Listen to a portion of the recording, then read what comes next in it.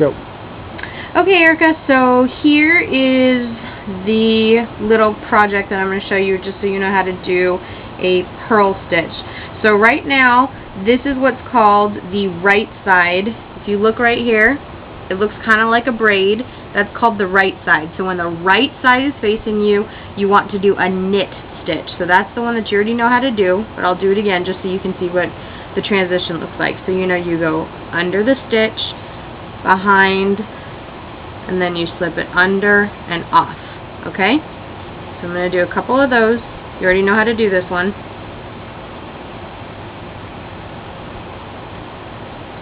Knit. One and one more. Okay? Okay, now the next part is the purl stitch. Okay.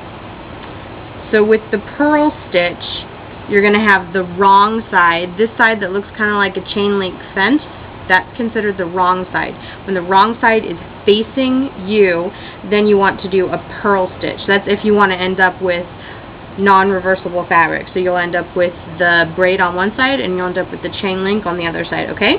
So with it facing you like this, there's going to be a little slip right here. I hope you can see that. There's a little slip right here that used to be the old stitch.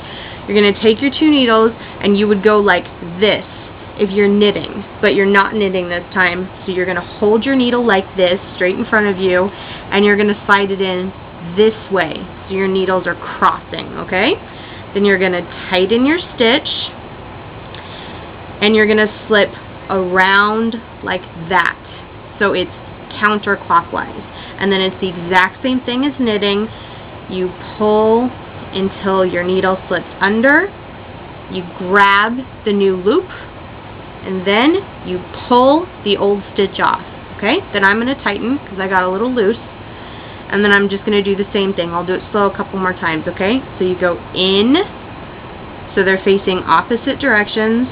You go counterclockwise just around the front needle, or I guess the bottom needle, and then you pull under and off.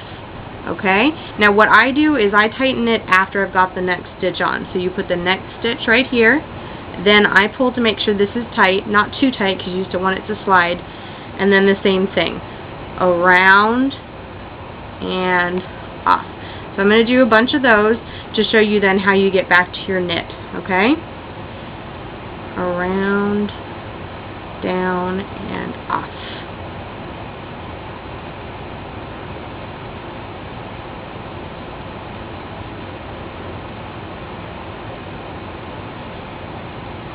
Just a couple more.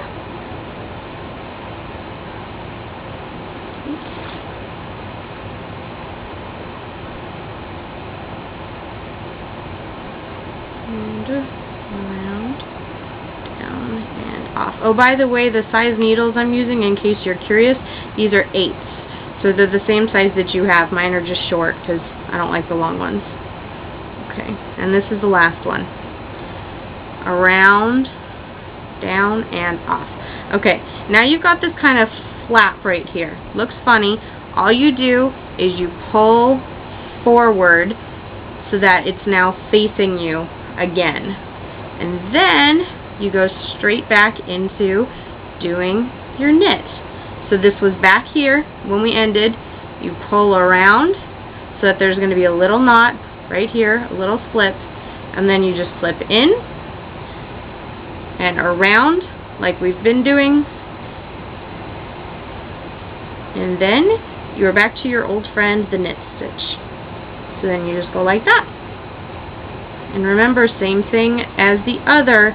Once you slip in, then you're going counterclockwise, okay? And there we go. And when you do it that way, then you end up, like I said, with this pretty braid looking, and then on the other side you're going to end up with the chain link. So, but you got to do every other to end up that way, okay? That's it. Love you. Bye.